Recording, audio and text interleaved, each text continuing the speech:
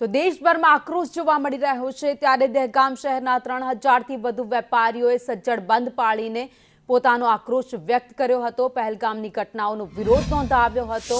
વારાહી માતાના મંદિરથી સેવા સદન સુધી મૌન રેલી કાઢીને મામલતદાર દહેગામને આવેદનપત્ર આપવામાં આવ્યું હતું અને આતંકવાદીઓને કડકમાં કડક સજા કરવા માટે માંગ કરી હતી।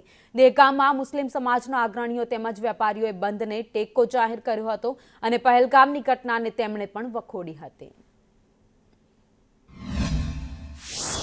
દહેગામ व्यापारी महामंडल तथा सामाजिक संगठनों द्वारा जे पहलगाम में हुमलो थयो एना संदर्भ में बंधनु एलान आपवामां आव्युं हतुं। एना लईने अत्यारे मामलतदार कचेरी अमे ऊभा छीए।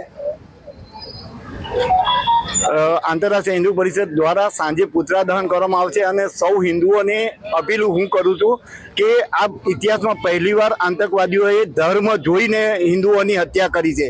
तो हूँ विनंती करूँ छूं कि हिंदुओ धर्म जोईने खरीदी करे तो आतंकवादीओनी कमर तूटी जशे। ताजेतरमां जम्मू काश्मीरना पहलगाममां निर्दोष सહેલાણીઓ ઉપર જે આતંકવાદી હુમલો થયો છે તેને અમે સખત શબ્દોમાં વખોડી કાઢીએ છીએ અને આ હત્યાકાંડના આતંકીઓને પકડીને કડકમાં કડક સજા થાય તેવું આવેદન પત્ર મામલતદાર સાહેબશ્રીને આપવા માટે જઈ રહ્યા છીએ અને આ હત્યાકાંડમાં નિર્દોષ સહેલાણીઓએ જે પોતાનો જીવ ગુમાવ્યો છે તેમને સમગ્ર દહેગામના વેપારીઓ, સામાજિક સંસ્થાઓ, સંગઠનો, નગરજનો સાથે મળીને મૌન રેલી સ્વરૂપે શ્રદ્ધાંજલિ આપીએ છીએ।